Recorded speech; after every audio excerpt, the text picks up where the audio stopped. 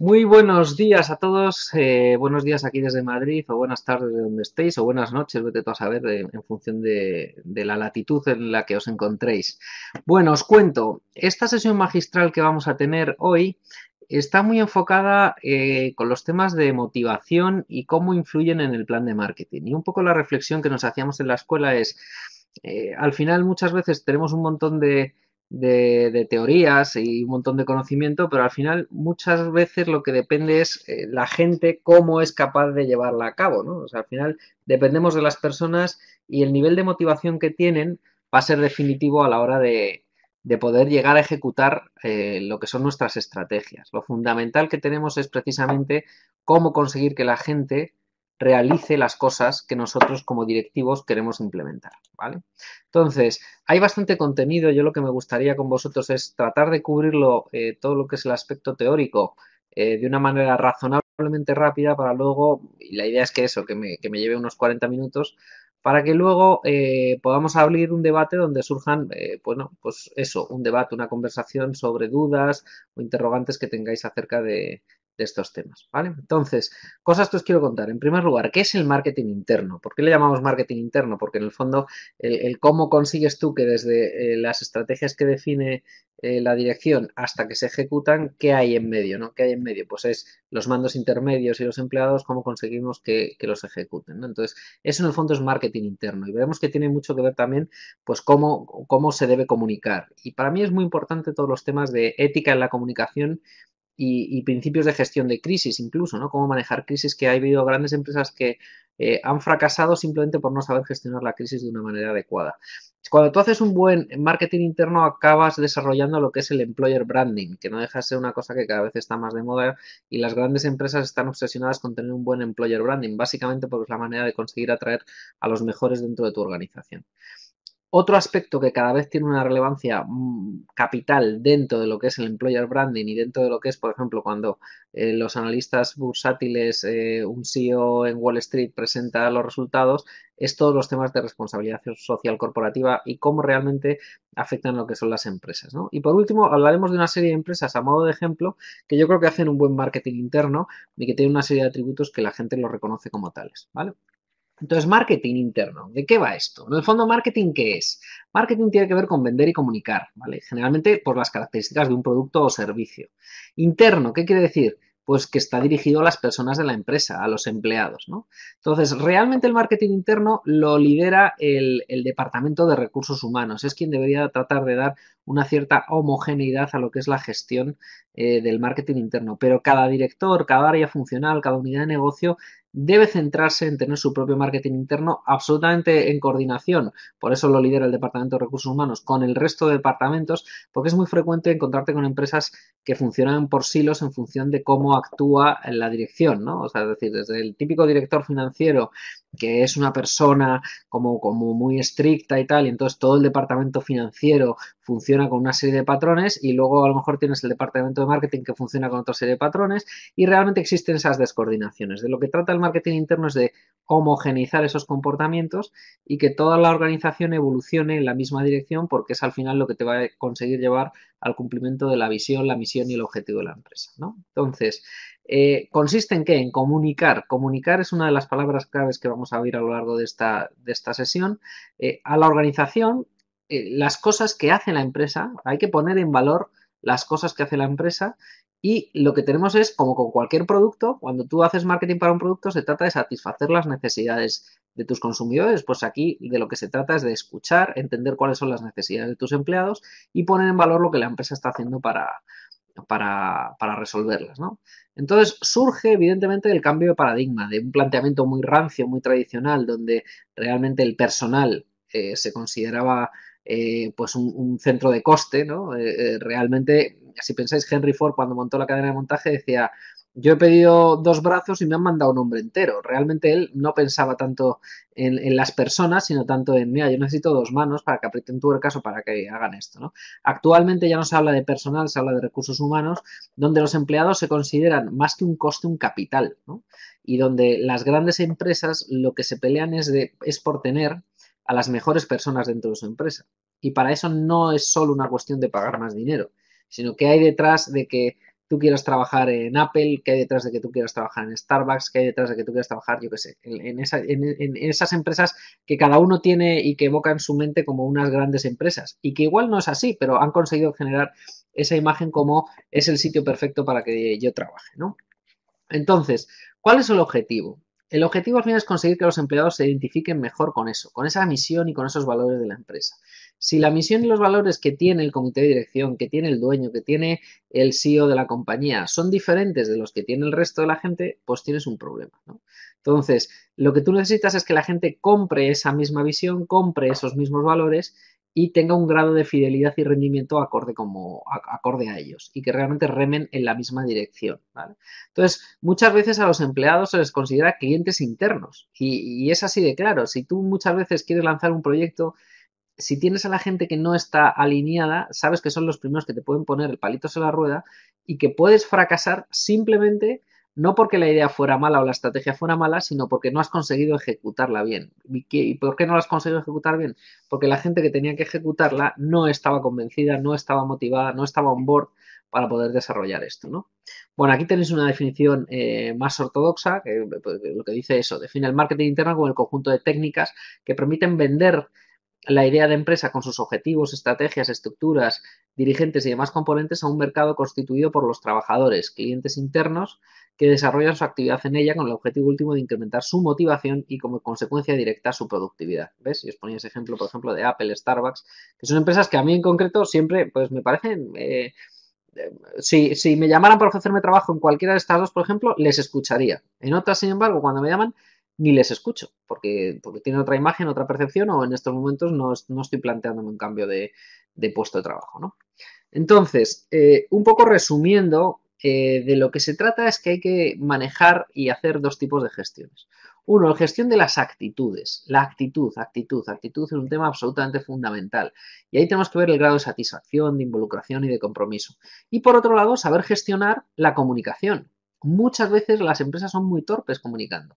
La cantidad de fantasmas que tienen los empleados que piensan que van a pasar cosas y no pasan, y básicamente es porque consideran que la dirección es muy opaca y empiezan a inventarse cosas de, no, es que lo que está pasando, o mira, es que este director ha salido con esta cara del comité de dirección, debe ser que está pasando, y esos bulos empiezan a extenderse cuando muchas veces es un tema de, si periódicamente se comunicaran aquellas cosas que se pueden comunicar y se mantuviera una relación fluida, pues funcionaría, ¿no?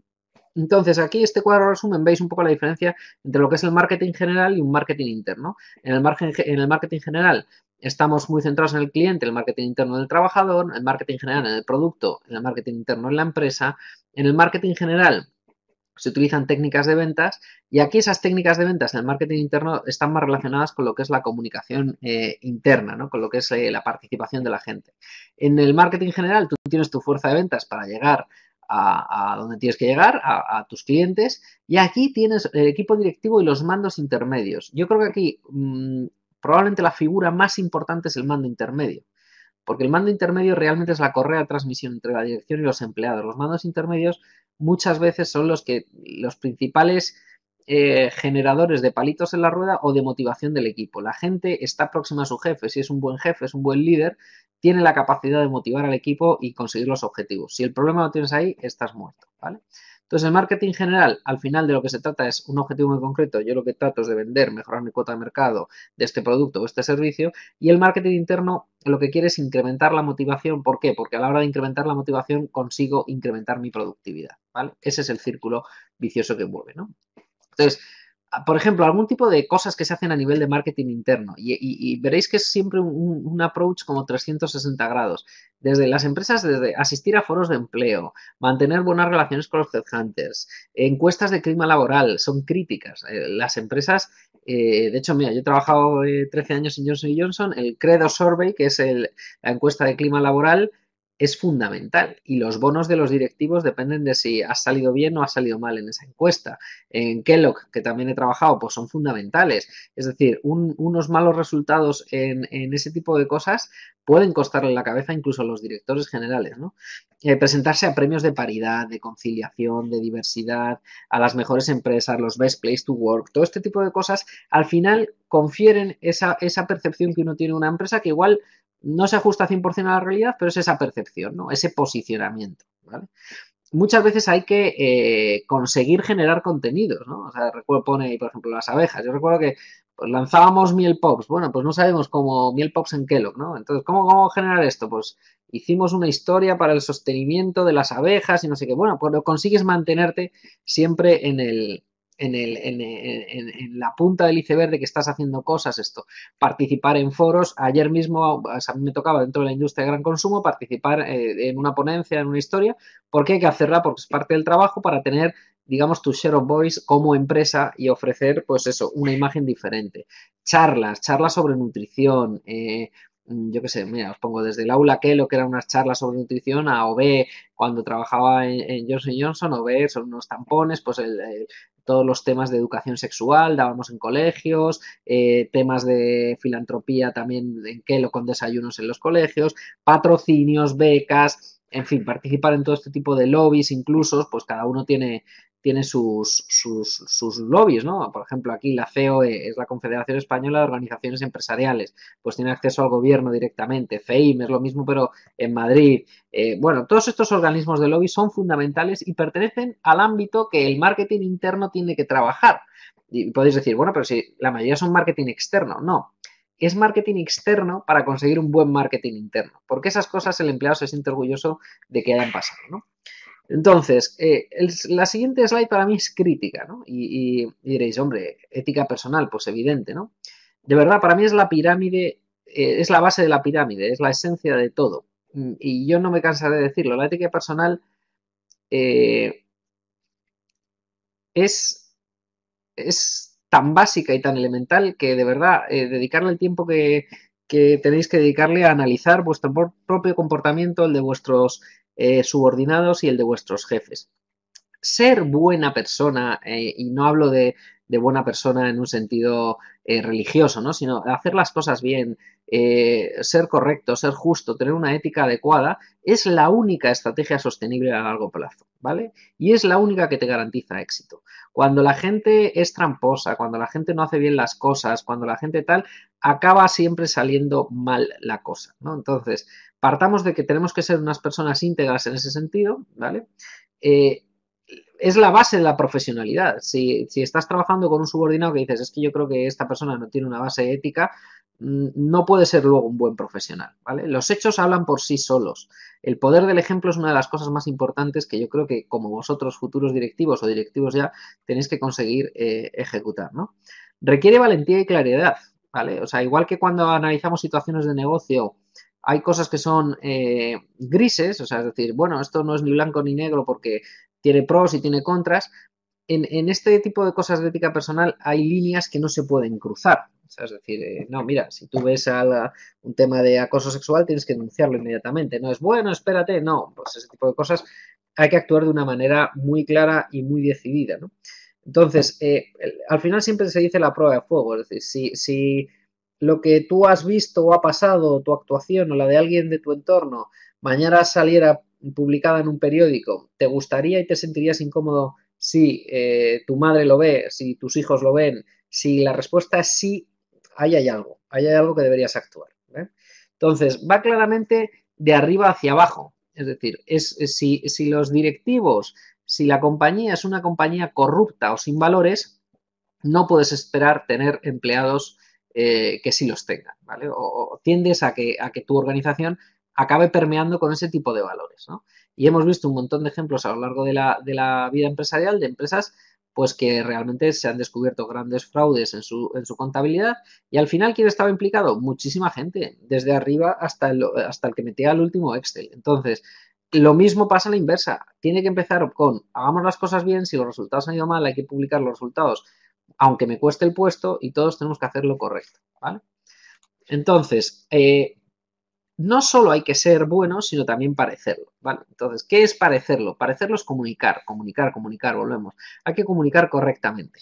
Entonces, cuando hablamos de comunicar correctamente, aquí os he puesto, por ejemplo, el código deontológico de la UNESCO, ¿no? Entonces, y es una serie de principios que a mí me ayudan y me inspiran a la hora de que tengamos claro qué es lo que tenemos que decir, ¿no? Entonces, primero, respeto a la verdad, ¿vale? La verdad es una. Puede tener diferentes ángulos y yo creo que es lícito plantear la verdad con el ángulo que más te conviene, pero no ocultar cosas, ¿vale? Estar abierto a la investigación de hechos. No hay nada que desmonte mejor las cosas que investigue usted lo que quiera. Aquí hay transparencia. ¿Quiere usted ver esto? Toma. Aquí tiene este informe que usted tiene tanto miedo a ver, o aquí tiene mi ordenador. Mire usted lo que quiera, ¿vale? Ese tipo de cosas realmente desmontan muchas teorías y muchos fantasmas, pero efectivamente tiene que ser real que puedas hacerlo, ¿no? Hay que perseguir la objetividad, ¿vale? Aunque se sepa que es inaccesible, bueno, pues ya, pero objetivamente esto por dónde va, qué es lo que tenemos que hacer, ¿vale? Contrastar los datos con cuantas fuentes periodísticas sean precisas. ¿Por qué? Porque realmente, y es una cosa que por desgracia está pasando, los periodistas muchas veces la información que lanzan no es cierta, no es cierta, no es del todo cierta. Existe muchísimo sensacionalismo, la falta de rigor a veces es sangrante, entonces, bueno, de lo que se trata es que no demos por sentado que las cosas que han pasado son ciertas, hay que cotejarlas y definirlas, ¿no? Entonces, después de eso, tenemos que diferenciar claramente dos cosas. Uno, lo que es la información y otra es lo que es la opinión. ¿Vale? Debemos centrarnos en lo que es información, en hacer comunicados claros, objetivos y asépticos. Los juicios de valor te los tienes que ahorrar, los juicios de valor que cada uno haga los suyos, ¿no? Enfrentar cuando existan las versiones sobre un hecho, es decir, un careo. Oye, tú piensas esto, yo pienso esto. ¿Por qué no nos sentamos? Yo te explico lo que yo pienso y por qué lo pienso, tú me explicas lo tuyo, o tú que has oído, yo que he oído, pero oye, ¿por qué no lo ponemos y lo destapamos todo, ¿no? Respeto a la presunción de inocencia. Muy habitualmente enseguida tendemos a condenar a la gente, a las empresas. No, bueno, vamos a tratar de ser honestos en ese sentido, ¿no? Y rectificación de las informaciones erróneas. De nuevo, no hay nada que desmonte más las cosas que cuando hay un error decir, no, no, esto es un error. No tratar de tapar los errores, sino decir la verdad y salir adelante. Luego veremos que en gestión de crisis tiene mucho que ver con estos principios éticos de comunicación, el cómo debemos comportarnos, ¿no? Entonces, al final, ¿por qué hacemos todo esto? Para influir en los empleados, ¿vale? ¿Y por qué queremos influir en ellos? De nuevo, porque son los que tienen que ejecutar la estrategia que nosotros hemos definido. Entonces, primera cosa muy importante, tenemos que tener en cuenta a todos los colectivos y qué nivel de interrelación tienes entre ellos. A ver, si marketing y ventas tienen fricciones, tenemos que ser conscientes de que tienen fricciones. Si vemos que uno es un colectivo de fábrica con unas necesidades muy diferentes de los de marketing que vienen con MBAs, pues tenemos que hablar con dos lenguajes distintos, operar de una manera muy diferente y comunicarles de una manera muy diferente. Porque además, como hemos visto, tienen necesidades diferentes que habrá que satisfacer de necesidades diferentes. Entonces, por eso es importante la aproximación 360 grados, pensar en accionistas, empleados, grupos de opinión y sociedad, los stakeholders o cualquier otro colectivo que impacte en la empresa. Luego hablaremos de lo que es el credo de Johnson Johnson, pero efectivamente, en la medida en que tú ves esa visión 360 grados, la información, la comunicación que tú tienes que dar a tus accionistas es radicalmente distinta a la que tienes que dar a tus empleados y es radicalmente distinta a la que tienes que dar a tus stakeholders. ¿Quiere decir que a alguno le estás ocultando la información de los otros? No, simplemente que tienen necesidades diferentes y le cuento lo que tiene que saber. Pero no tengo nada que ocultar. De hecho, si el accionista quiere ver el comunicado que yo voy a hacer a los empleados, puede verlo. Y, evidentemente, el empleado, hay cosas de a lo mejor de datos financieros que voy a comunicar al accionista que no puede ver. O sea, hay que mantener los temas de confidencialidad. Pero que realmente exista ese nivel de comunicación que no hay nada que ocultar, ¿no? Entonces, insistir, al final la gente es la que saca las empresas adelante. Las empresas no son unos entes con patas que andan por ahí. Las empresas están formadas por personas y esas personas son las que definen que te vaya a ir bien o te vaya a ir mal. Y no hay nada más tóxico que empleados insatisfechos, ¿vale? Entonces, hay muchos empleados que se avergüenzan de su empresa o no creen en ella y que realmente envenenan a toda la organización. Y ahí os he puesto un ejemplo, por ejemplo, yo recuerdo cuando trabajaba en Kellogg, llegó un nuevo director general a Inglaterra y me contaba que tenían un problema y Kellogg UK llevaba arrastrando un problema importante y es que la empresa empezaba a tener mala fama dentro de sus propios empleados. ¿Por qué? Había una corriente muy grande del tema de que los cereales, que si tenía mucho contenido en azúcar y que si no era bueno para la salud y que si tal. Si tú te avergüenzas de lo que haces, si tú consideras que lo que estás haciendo no es sano, si tú crees que lo que estás haciendo está mal, pues evidentemente va a ser muy difícil que tú estés engaged, que tú estés motivado, que tú estés con ganas de seguir adelante en ese proyecto, ¿vale? Por el contrario, hay muchas empresas donde reside exactamente su fortaleza en eso, en tener a la gente muy on board, muy engaged, muy a tope, ¿no? O sea, piensas en la gente de Starbucks, ¿no? Pongo Starbucks porque conozco una persona que ha trabajado en muchas empresas y luego fue a Starbucks y me hablaba maravillas, ¿no? Y lo veías que casi era gastamos bromas de la secta Starbucks, ¿no? De, no, es que este fin de semana tenemos la ayuda a comedores, ¿no? Y el no sé qué. Cuando tú consigues que tu empleado sea un apóstol tuyo, vaya hablando fantásticamente bien de tu empresa, pues tienes mucho ganado, ¿no? El claro ejemplo son el tema de las ONGs. Si pensáis, siempre se habla del salario emocional. El salario emocional, las ONGs o no pagan o pagan muy poco. ¿Por qué? Pero porque tienes un salario emocional muy fuerte. ¿En qué consiste el salario emocional? Que me da una satisfacción porque tengo un nivel de engage, de compromiso con esa empresa enorme. Entonces, puedo pagar menos por ese motivo, ¿no? Entonces, cuidado con la gente que mata a las empresas, ¿no? Por un lado los mata y luego los que matan por su empresa, o sea, los que realmente, si tú hablas mal de ellas, salen en su defensa de una manera apostólica, ¿no? Entonces, os ponía aquí el credo de Johnson Johnson como importante a la hora de entender la comunicación y a la hora de entender los valores de una compañía. Bueno, sabéis, y hay un caso muy famoso que se estudia en muchas escuelas de negocio, que es el caso Tylenol, donde pues Johnson Johnson descubrió que un empleado insatisfecho había envenenado unas cápsulas de Tylenol con cianuro, llegó a morir creo una persona, creo, y Johnson Johnson retiró todo el producto del mercado, tal, y las acciones de Johnson Johnson, en vez de derrumbarse, estos en los años 80, se dispararon. ¿Se dispararon por qué? Porque se demostró que Johnson había actuado de una manera muy ética en ese momento.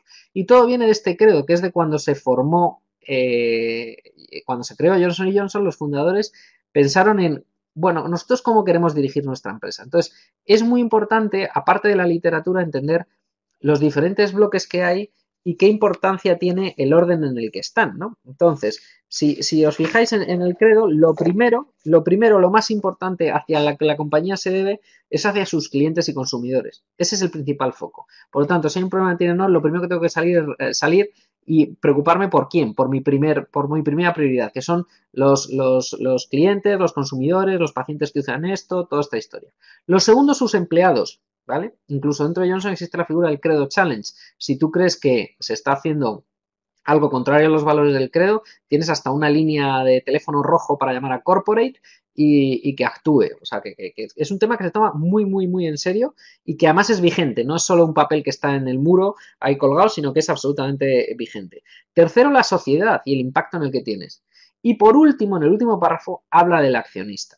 Esto cuando se hizo, que fue en el 1800 y pico, era bastante revolucionario. Hoy por hoy diréis, bueno, hay muchas empresas que al menos de palabra lo dicen. Bueno, yo puedo asegurar que esto es algo que se vive dentro de la casa y que se toma muy en serio, muy, muy en serio. Entonces, esas son las prioridades. Primero, clientes y consumidores, después el tema de empleados, tercero, sociedad y por último el capital. ¿Eso quiere decir que no les importa ganar dinero? No, es una farmacéutica y le importa muchísimo ganar dinero, ¿vale? Pero realmente tiene claras las prioridades y, como os decía, hay líneas rojas. O sea, si esto perjudica a un paciente, un consumidor y hay un cierto riesgo, da lo mismo lo que cueste, hay que solucionarlo, ¿vale? Si hay que hacer un recall de producto, se hace. No, bueno, luego evaluaremos el impacto que ha tenido y si tienen que despedir a no sé cuántos o lo que sea, pero de momento actuamos en ese orden de jerarquía y en ese orden de resolución de problemas, ¿vale? Entonces, al final, de lo que se trata muchas veces en comunicación es de tener unos sistemas de trabajo que permiten esa comunicación muy fluida. Tiene que ser algo no, nada forzado, sino que surja de una manera muy natural, ¿no? Entonces, desde las clásicas coordinaciones entre funciones, que el de marketing se lleva mal con el de ventas, hay un problema. Cuando el director de marketing se lleva muy bien con el de ventas, las cosas funcionan. Cuando el de ventas se lleva bien con el de finanzas, las cosas funcionan. Y vosotros lo habréis vivido que cuando es al revés, las tensiones aumentan en general en todo el equipo. Entonces, es muy triste cómo permean hacia abajo. Por lo tanto, empieza de arriba a abajo. Y para eso hay que crear foros de reuniones, ¿no? Y ahí os pongo ejemplos desde los comités de dirección, maitines. Yo he tenido unas reuniones que en varias empresas que llamamos maitines, que era pues todos los lunes por la mañana, oye, vamos a ver qué tenemos que hacer, vamos a centrarnos, qué prioridades tiene tu departamento. A lo mejor yo era el director de ventas y cogía y decía, Vamos a ver, Customer Marketing, ¿qué prioridades tiene esta semana? Pero lo está oyendo también el que lleva Key Account y el que lleva punto de venta. Entonces, todo el mundo sabe qué está haciendo cada uno, qué prioridades tiene. Es más, hasta a veces repasamos cómo está tu equipo, cómo está la gente de motivación, todo ese tipo de cosas, ¿no? Desayunos con los directores generales en las dos empresas en las que yo he tenido, de manera rotatoria, una vez a la semana, iban pasando empleados a desayunar en un foro donde se charlaba y había gente desde un mozo de almacén a un mando intermedio. Y entonces cada uno desayuna y cuenta lo que quiera, ¿no? En fin, hay un montón de formatos para reunirse que realmente el de lo que consiste es de tenerlos establecidos para, como os decía, que sea de una manera fluida y nada forzada, ¿no? Entonces, muchos de los problemas, como os comentaba al principio, vienen simplemente por una mala comunicación. Muchas veces se asume que no tengo por qué comunicar y tú asumes que la otra parte sabe y está en el mismo punto que tú, de conocimiento de un montón de informaciones que no son ni siquiera muy confidenciales y tú asumes, no, hombre, no, sí. Entonces te llega uno y te cuenta una cosa y digo, pero no, hombre, no, si nosotros, nadie está planteándose eso, si lo que ha pasado es pam, pam, pues fíjate, y llevan a lo mejor sin dormir 3 días. Y es un tema simplemente de comunicación. Yo diría que hay que sobrecomunicar, ¿vale? Hay que sobrecomunicar. Tengo una pregunta por aquí. Pregunta, generalmente el Departamento de Comunicación Organizacional en México depende del área de recursos humanos, correcto. ¿No debería ser un equipo multidisciplinar que dependiera de la Dirección General, líderes de opiniones dentro de la empresa? Yo creo que debería liderarlo el Departamento de Recursos Humanos, pero, y en las empresas donde yo he estado, cuando se han planteado cosas de este estilo, había un miembro de cada área funcional. Y sí que, liderado por Recursos Humanos, insisto, reportaba periódicamente a Dirección General con ese tipo de cosas. O sea, es una combinación un poco de lo que tú dices. Pero bueno, ya la he contestado. En principio, el resto de preguntas lo que vamos a ir haciendo es, las vamos almacenando y al final las contestamos todas. ¿Ok? Entonces, gestión de reuniones. Ese es otro tema importantísimo en los sistemas de trabajo y en cómo afectan a la motivación y coordinación de la gente, ¿no?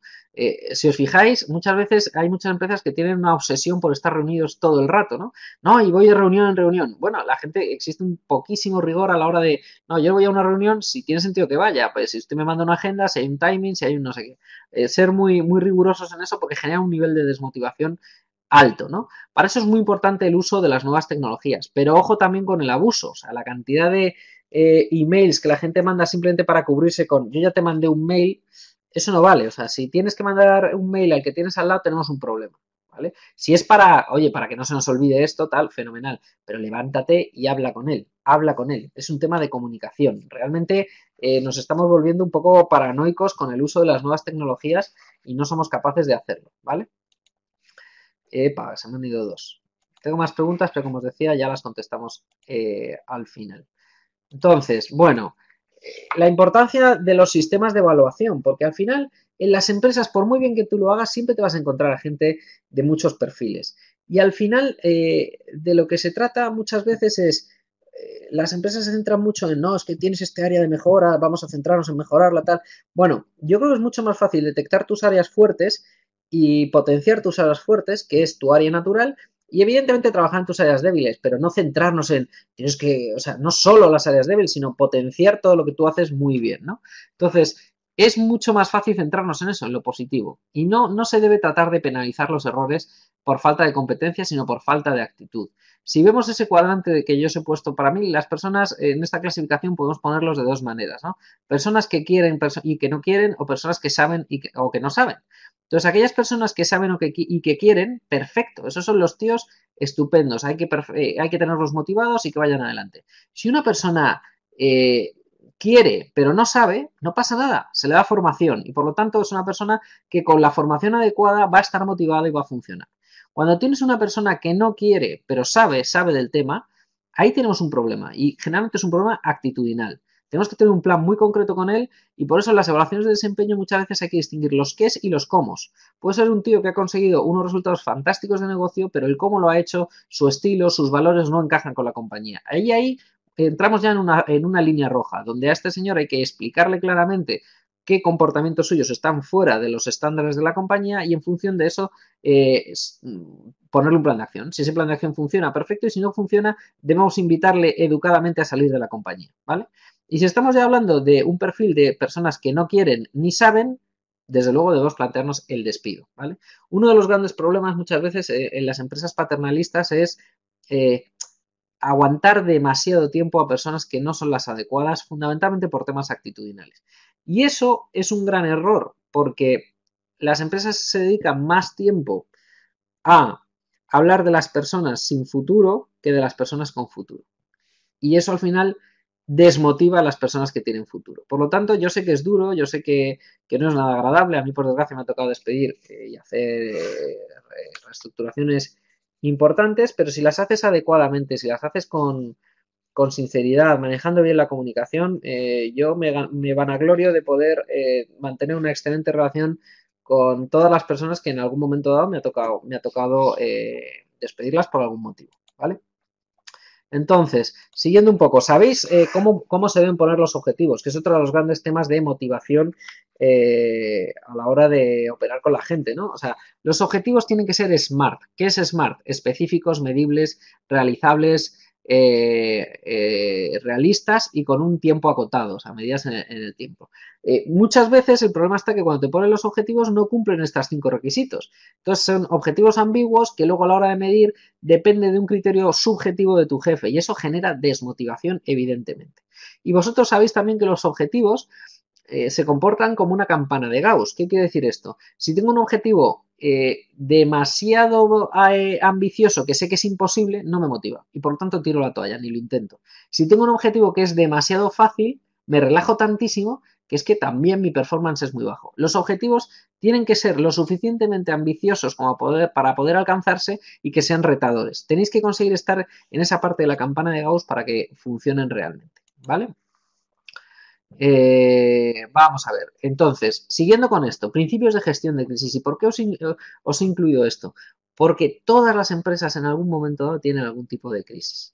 Que, oye, que hemos comprado una empresa, o que una empresa nos ha comprado a nosotros, o que hemos oído que hay un despido, o que hay una crisis alimentaria, o que el producto ha salido malo, por mil motivos, ¿no? Y una buena gestión de crisis hace que las empresas, fijaros en el caso de Tylenol, salgan tremendamente reforzadas o tremendamente tocadas. Y construir un buen employer branding se tarda muchísimo tiempo como para perderlo muy rápidamente. Entonces, ¿cuáles son esos principios de gestión de crisis? Primero, prevención. Prevención, prevención. Todas las empresas que se precien tienen equipos de gestión de crisis formados, se hacen simulacros de gestión de crisis porque son fundamentales, ¿vale? Por otro lado, humildad, humildad, escuchar, ¿vale? Escuchar las partes antes de creeros nada, mucha humildad. No mentir nunca, nunca. En crisis especialmente el tema de la mentira es arrasador, ¿vale?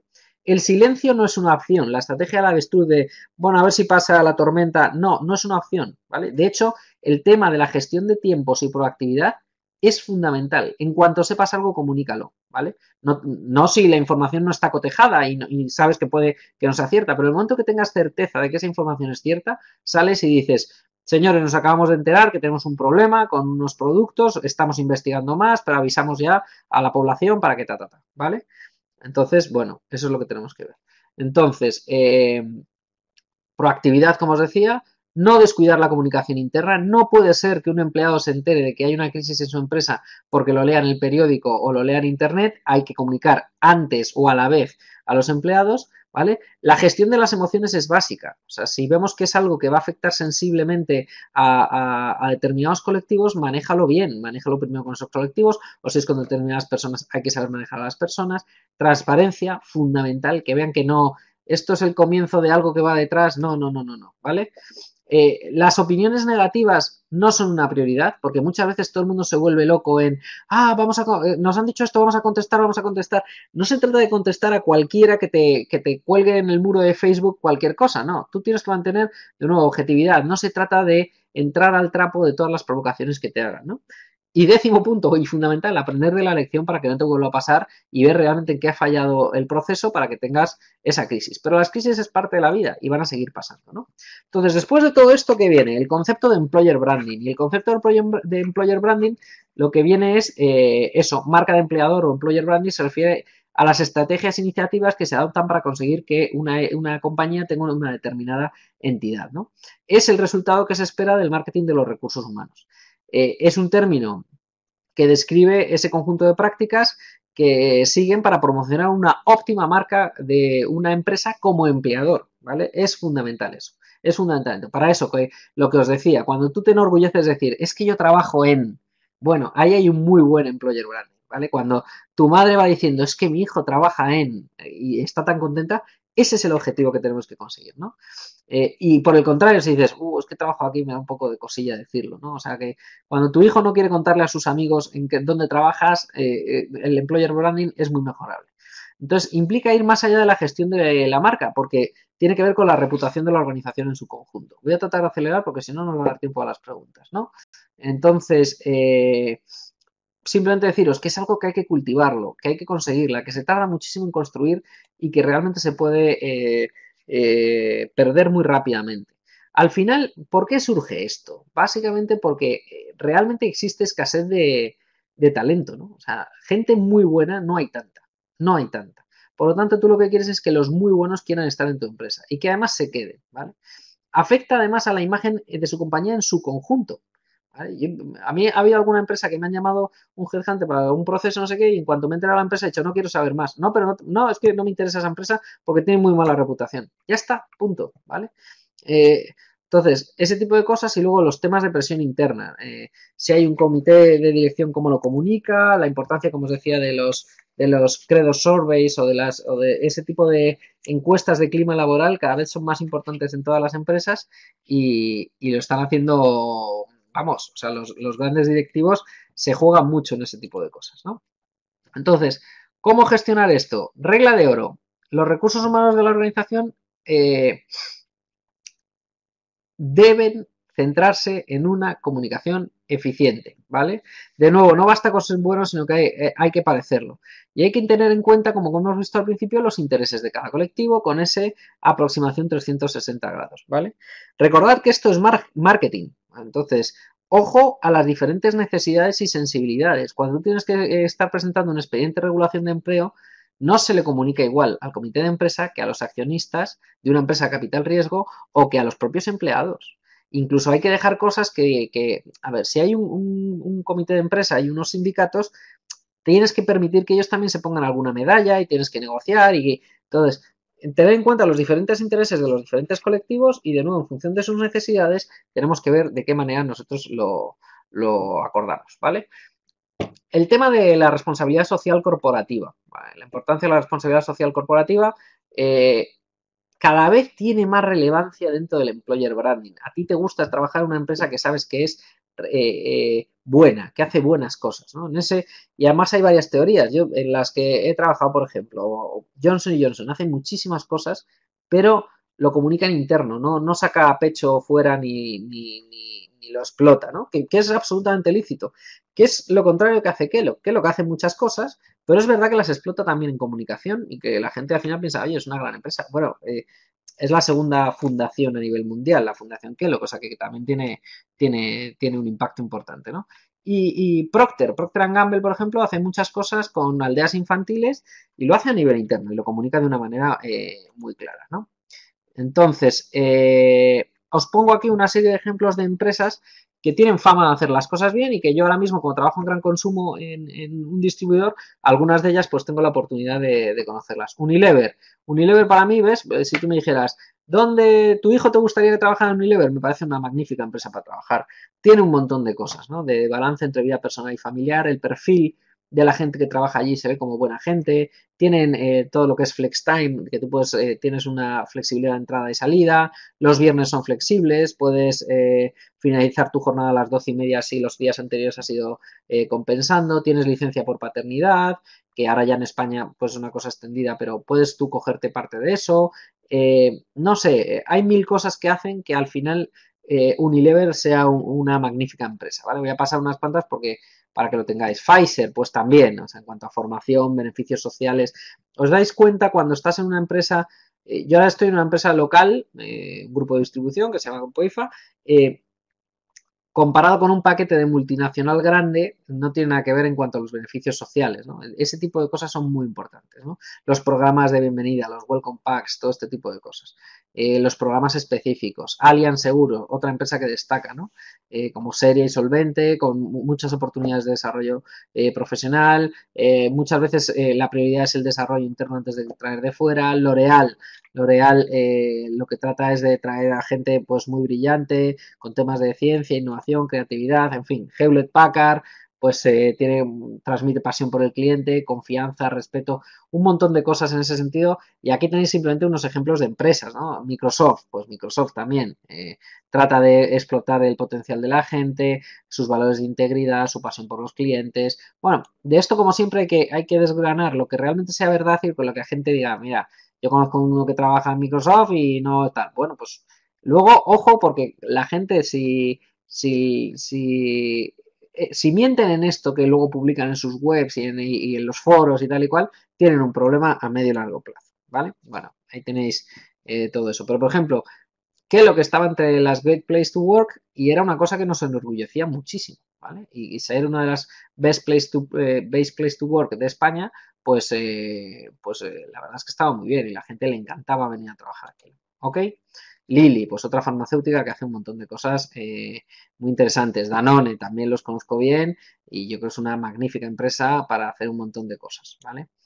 Entonces, bueno, por respetar un poco los tiempos, me dijeron que teníamos 40 minutillos, los hemos cumplido de manera con puntualidad suiza y ahora estoy viendo que hay un montón de preguntas ahí, voy a ver si soy capaz de resolverlas y abrimos debate, a ver que vea dónde estamos. Tenía aquí una pregunta, me gustaría saber qué impacto tiene realmente tiene el salario emocional. Yo creo profundamente en ello. ¿Tiene un efecto en la productividad y en el crecimiento? Clarísimamente. O sea, para mí, el salario emocional es lo principal. Lo otro empieza a ser, tener un salario de mercado empieza a ser un factor de higiene. Es decir, asumes que para un determinado puesto existe una banda salarial. De hecho, por ejemplo, Johnson Johnson tiene salarios por debajo de la media. Pero ¿por qué tiene una tasa de que la gente la abandona poquísimo? Porque es una magnífica empresa para trabajar y el salario emocional de trabajar allí es superior a otras, ¿vale? Ese es un ejemplo. El salario emocional, desde mi punto de vista, es lo que más afecta a la productividad y la productividad está íntimamente relacionada con el crecimiento, ¿ok? Más preguntas. ¿Qué ocurre cuando una empresa es de comunicaciones abiertas y flexibles que luego empiezan a volverse rigurosa? Pues si se vuelven rigurosas, lo primero que va a generar es desconfianza. Es decir, ¿y por qué hemos pasado de un modelo de mucha comunicación a un modelo de escasa comunicación? Tendrían que explicarlo. Lo primero es explicar por qué han cambiado el modelo de comunicación. Si la explicación, de nuevo, la comunicación que hacen para explicarlo es coherente porque dicen, mira, hemos tenido que reducir porque hay un nivel luego de filtraciones de las cosas que contamos aquí o porque creemos que nos hemos pasado contando información que alguna era confidencial.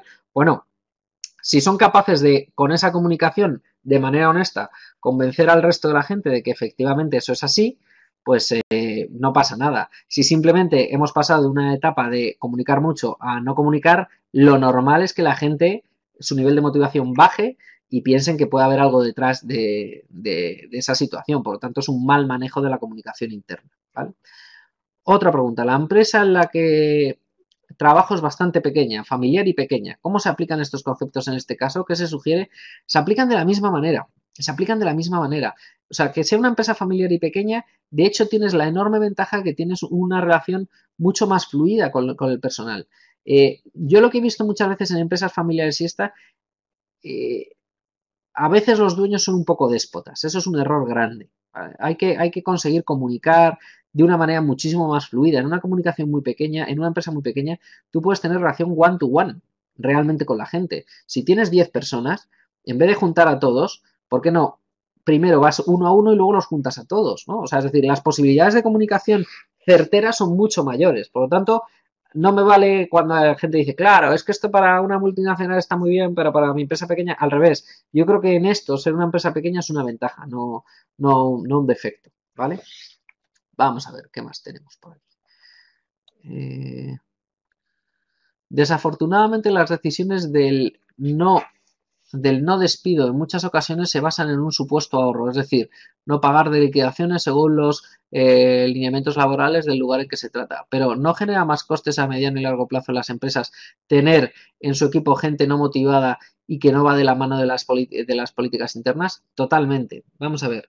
Y de nuevo volvemos a las líneas rojas. Yo no soy partidario y a mí me ha tocado negociar con sindicatos o me ha tocado incluso negociar en interno con directores generales, decir, no, mira, lo justo es pagar a esta persona esto.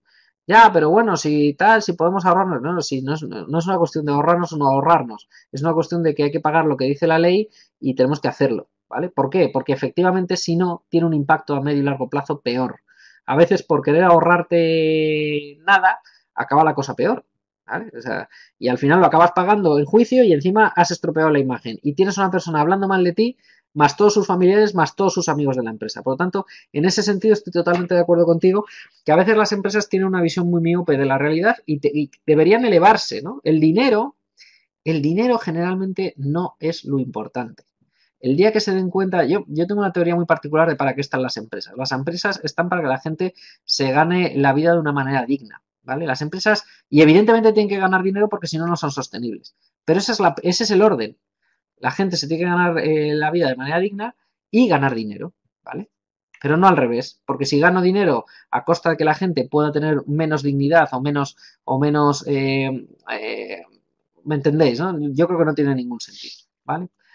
A ver, ¿qué más tenemos aquí? ¿Qué te preguntas? Qué bien. He tenido distintas versiones de KPIs, diferenciando la R de Smart como Realistic y en otras como Relevant. ¿Cuál es la real? Bueno, interesante. Yo creo que para no liarnos yo diría las dos, realistas y relevantes. O sea, los dos criterios me parecen absolutamente válidos. Yo creo que el correcto es realistic, pero relevante me encanta. De hecho, es una palabra que yo utilizo muchísimo. Más preguntas. En el tema del Well Employer Branding, ¿cómo manejar que se quiera entrar allí, pero solo para estar un par de años e irse, por tener esto en su hoja de vida? ¿Qué se debe hacer para evitar esta alta rotación de personas? Vale.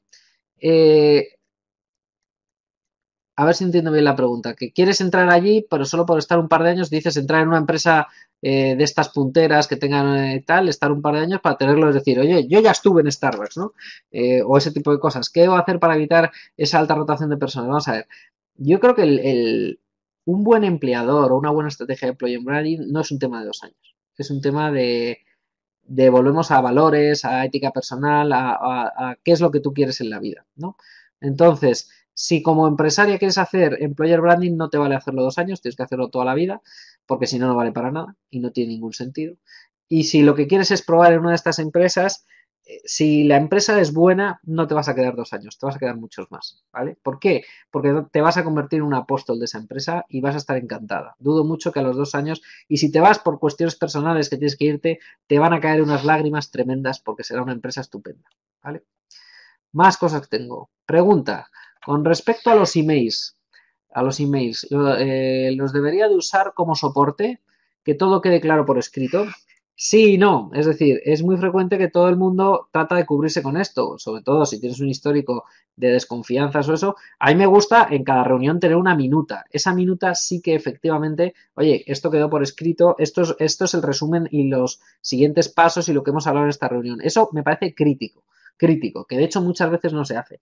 Eso no es generar desconfianza ni nada. Entonces, hay determinados mails que sí que tienes que mantenerlos y, por ejemplo, en relación con clientes, evidentemente tiene que haber un cierto flujo de soporte escrito que sustenten los acuerdos comerciales que ha habido detrás de esto.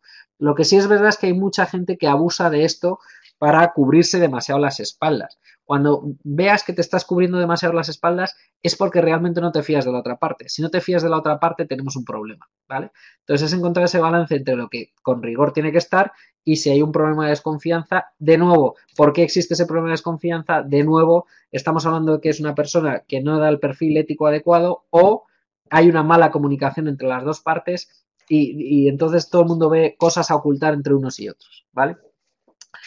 Más cosas. Tengo otra pregunta. La resistencia al cambio en los empleados es algo que algunas veces es muy frecuente. Más que en todas las personas, más que todo en las personas mayores que llevan años en la organización. ¿Cómo proceder en estos casos para no llegar hasta el despido? Yo creo que, y es un clásico, es decir, la resistencia al cambio es así, las personas mayores tienen que ponerse las pilas más que otros, y yo creo que además hay que decírselos. Y mira, nosotros en nuestra empresa estamos en un proceso de este estilo y hay que explicarles que este es un tren que pasa y que o te subes o te quedas y que requiere hacer estos esfuerzos y que si estás dispuesto, yo estoy dispuesto a darte la formación, porque muchas veces incluso hay temas de tecnología, de, oye, es que no sabe manejar bien esto. Bueno, yo estoy dispuesto a darte un curso de formación o dos. Si tienes una buena actitud, lo aprenderás y lo sacarás adelante. Si no tienes una buena actitud, pues acabarás saliendo de la empresa. Acabarás saliendo de la empresa. Y las cosas son así y nos va a pasar a todos, ¿no? Porque la vida es cambio. Y asumir que cualquier tiempo pasado fue mejor es un grandísimo error. Es un grandísimo error. Porque no, nada tiene que ver incluso, mira, cómo estamos haciendo esta charla, a cómo va a ser dentro de 2 años o como era hace dos, no tiene nada que ver. Absolutamente nada que ver. Y tenemos que asumir que esto va a cambiar y va a seguir cambiando, ¿vale? Entonces el cambio, vosotros que sois jóvenes tenéis que interiorizar que vuestra vida es cambio. Por lo tanto, la resistencia al cambio es la resistencia a la vida. Por lo tanto, dejar de pensar o tratar de convencer a la gente que deje de pensar de esa forma, ¿no? Más preguntas. ¿Las fluctuaciones económicas pueden variar el buen employer branding? Si está bien hecho, no. Porque esto tiene que ver más con los valores y con cómo hacer las cosas la empresa. Lo que sí es verdad es que la crisis económica lo que hace es que bajen tus presupuestos. Es decir, el nivel de actividades filantrópicas que puedes hacer puede ser menor, el nivel de comunicación que puedes hacer puede ser menor, pero de nuevo es un tema de creatividad y de hacerlo, ¿no? Mira, os pongo un ejemplo muy, muy tonto. Yo recuerdo un año, Johnson, yo era director de ventas y tal, las cosas, las ventas con la crisis íbamos fatal y tal, y no teníamos dinero para hacer una convención, no teníamos poquísimo dinero, no nos daba ni para hacer la mitad del presupuesto habitual de una convención. Y lo hablé con mis mandos intermedios, señores, tenemos este problema, pero me parece una verdadera pena que no tengamos una convención. ¿Qué salió de allí? Una de las mejores convenciones que hicimos. ¿Por qué? Porque mi equipo se encargó de renegociar los precios en un montón de sitios para conseguir tener una convención en un hotel fantástico a un precio mucho más bajo y en vez de hacer una actividad que nos costaba dinero, lo que fuimos a hacer fue contratamos a un señor que nos ayudara a hacer una recolección de setas por el monte, ¿vale? Y luego nos las tomamos en una parrilla. Y fue una de las mejores convenciones. Y nos gastamos poquísimo dinero. ¿Por qué? Porque hubo una muy buena comunicación por parte de los mandos intermedios a su gente de, señores, estamos apretados, pero queremos que todos tenemos que estar remando en la misma dirección, vamos a hacer esto, vamos a hacerlo de esta manera y vamos a unirnos. La reacción fue fantástica. Entonces, fijaros cómo una adversidad le puedes dar la vuelta y convertirla en toda una oportunidad, ¿no? ¿Qué más tengo? En el tema del buen employer, cómo manejar que se quiera entrar allí, pero solo para estar un par de... Este ya lo he visto, para irse. Este no. Otro. Si es un directivo de primera línea, si es el directivo de primera línea y el generador de mal ambiente, ¿qué hacer? A ver, si el superior de ese directivo, o sea, pongamos que es un director y luego tiene un director general, o tiene un consejero delegado, que pensáis o que piensas que no es consciente que tiene un problema con ese director, tenéis que conseguir la manera de hacerle llegar que efectivamente tiene un problema con esa persona. Si es consciente de que tiene un problema con esa persona y no lo resuelve, de nuevo, tiene un problema de línea roja. Y llegará un momento en que tú como persona te tienes que plantear si te interesa seguir trabajando con personas así o no. Volvemos a líneas rojas. Al final uno es culpable por acción o por omisión, ¿vale? El ver que pasan cosas y no actúas te convierte también en cómplice. El tolerar determinadas cosas te convierte también en cómplice. Yo sé que suena así como muy romántico y tal, pero es la verdad. O sea, al final tenéis que tomar decisiones acordes a vuestros valores. ¿Por qué? Porque si no lo hacéis, no vais a ser felices. Tan sencillo como eso. Y de verdad que no quiero que suene así muy bucólico, pero es la realidad. Es la realidad. Otra pregunta. ¿Cómo puedo persuadir a la gerencia o a los jefes de área para que puedan direccionar el buen clima laboral sin que se sienta que me estoy entrometiendo en sus labores? Les tienes que convencer de que es bueno para ellos, de que esto es una oportunidad enorme de que se pongan una medalla muy grande, que la productividad va a mejorar y que realmente lo único que va a hacer es mejorar su encuesta de clima, la imagen que tienen de cara al exterior ellos a nivel personal y que va a funcionar. Y que va a funcionar. Entonces, cuando hablas en esos términos, generalmente les gusta. Te lo digo por propia experiencia. Si tú les convences de, oye, mira, ¿qué te parece si lidero un proyecto de responsabilidad social corporativa? Tú no tienes que hacer nada. Simplemente que sepas que me voy a dedicar un poco a esto y luego igual te pido alguna reunión o no sé qué, pero oye, y tú, si eres inteligente, que se vayan poniendo medallas los que se las tienen que poner y tan contento y tú consigues que al final las cosas funcionen, ¿no? O sea, tienes de nuevo que pensar en cómo comunicas a ese colectivo qué interés tiene. Mejorar su imagen, eso todo el mundo quiere mejorar su imagen, fenomenal. ¿Qué más quiere? ¿Que mejore la productividad? Bien, pues adapta tu discurso a lo que quiera y saca las ventajas que tiene para vendérselo, ese posicionamiento de marketing interno. Más cosas. ¿Cómo equilibrar hoy día la generación del milenio que quiere subir rápidamente y si no cambiar de empresa con el employer branding donde se quiere retener el talento? De nuevo, esto es una carrera, la vida es una carrera de largo plazo. Estamos hablando de marketing personal estratégico y como tal es a largo plazo. No penséis nunca en carreras a corto plazo. Y mira, yo recuerdo hace muchos años, lo que pasa es que cuando uno es joven enseguida se tiende a lanzar. Yo recuerdo un jefe que me hablaba del efecto hucha. El efecto hucha es cuando tú estás en una magnífica empresa, tú vas generando como una hucha, ¿no? Que es tu currículum. El día que tú sales de esa empresa has roto la hucha y te vas a otra, ¿no? Entonces, a mí me ayudó mucho a entender que tiene sentido permanecer en aquellas empresas que me hacen crecer la hucha, porque vas a romper la hucha 2, 3 veces en tu vida, no muchas más. Tiene más que ver con una planificación de tu carrera a largo plazo. Y realmente es eso, es un plan estratégico vital, ¿vale? Que yo os invitaría a que os lo hicierais. Cuando te entrevistan y dicen, ¿usted qué quiere? Pues usted tiene que saber qué quiere dentro de 10 años, qué quiere saber dentro de 20, qué quiere saber, dónde quiere estar dentro de 30. Cuando comienzas con el fin en la mente, tienes mucho ganado, ¿vale? Más cosas. Buenos días. Trabajo en la empresa petrolera más grande de Colombia. Los salarios son los mejores. Sin embargo, los empleados no están conformes con nada. Todo lo critican, nada les gusta. Sin embargo, dicen que están orgullosos de trabajar allí. Eh, ¿Debe la empresa cambiar su enfoque? ¿Cuál puede ser la falla? Gracias. Claro, a ver, esto es lo típico. Hay empresas que yo me he encontrado gente que le digo, oye, pero ¿y tú por qué trabajas aquí? Y me han dicho, por dinero. Básicamente porque me pagan mucho dinero y porque me da mucho crédito el estar en la primera empresa petrolera de Colombia. ¿Qué está haciendo?